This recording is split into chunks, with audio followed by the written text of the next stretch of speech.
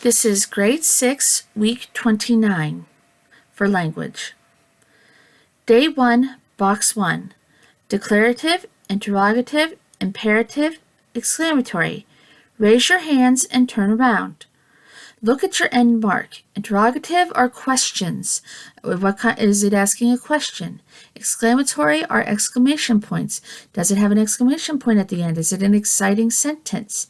Imperative are your commands like open the door. Then after that, you have your declarative, your regular everyday sentence. Day 1, box 2. Make the following singular nouns plural. Computer. So if you have one computer, then you have two. Figure out what you need to add to make this plural. Day 1, box 3. Write the possessive form, a pencil. Notice that it is a pencil. That usually means that it is one pencil. Should I add an apostrophe S or an S apostrophe? Day 1, box 4. Circle the better word choice, exasperating or trying. Which one would be the higher vocabulary there? Day 2, box 1. And this also pertains to day 3, box 1. Circle the complete predicate, take your time. Okay, this is a command. They're telling you to do something. Remember that when it's a command, it has a special type of subject. And then you have the rest as your predicate. Day 2, box 2. Add punctuation to make this sentence correct. 4. So that means that there are going to be 4 punctuation marks in this sentence.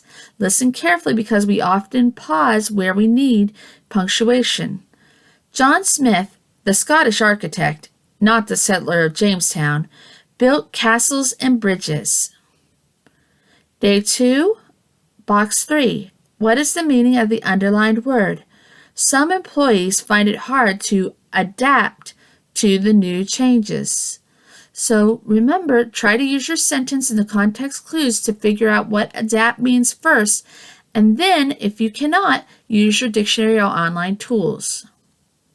Day 2, box 4. Circle the misspelled word and spell it correctly. I had to go to the library to return the encyclopedia. Remember, take out the words that you know are spelled correctly, see what you have left, and then use your online tools to look them up. Day 3, box 1, we already did. Day 3, box 2. Complete the analogy. Apple is to red as school bus is to. So think about how the first 2 words go together, apple and red, and then do the same with the school bus. How is it connected? Day 3, box 3. Circle the nouns in the sentence below. Lois likes to dance with one of her old boyfriends. Remember, nouns are person, place, thing, or idea. I'm going to give you a hint.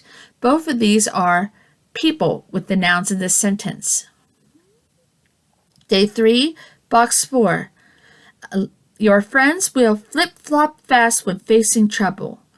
Okay, alliteration is when you have the same sound at the beginning of words like Sally sells seashells. Onomatopoeia are your sound words like boom, crash, zoom. Similes are when you compare 2 unlike things using like, as, or than, while metaphors are when you are comparing 2 unlike things without using like, as, or than. For example, I am a bear in the mornings is a metaphor, while I am as hungry as a bear in the mornings is a simile. Irony is when you expect one thing but get another, like a cop gets a speeding ticket. Personification is when you give something not human, human-like qualities, like the stars winked at me. And hyperbole is exaggeration, like I could eat 20 pizzas right now. Day 4, box 1. Circle the adjectives. He is taller than Mr. Houlis. Okay, this one is actually kind of a tough one. I'm going to help you out here. Adjectives, of course, describe nouns. But when you have a title, such as Ms., Mrs., Mr., you can sometimes count that as an adjective because it's describing that particular person. Day 4, box 2. Circle the adverbs. This bridesmaid dress is a very unflattering shade of puce. Okay, for this one, look at that laminated list I gave you and think of the words that I told you will always be adverbs. And that should help you with this sentence. Day 4, box 3. He arrived late for the gathering. Is it a noun, verb, adjective, or adverb? Nouns, person, place, thing, or idea. Verbs, their actions. Can you jump? Can you swim? And then, of course, your linking verbs like is, are, was, were. Adjectives describe nouns.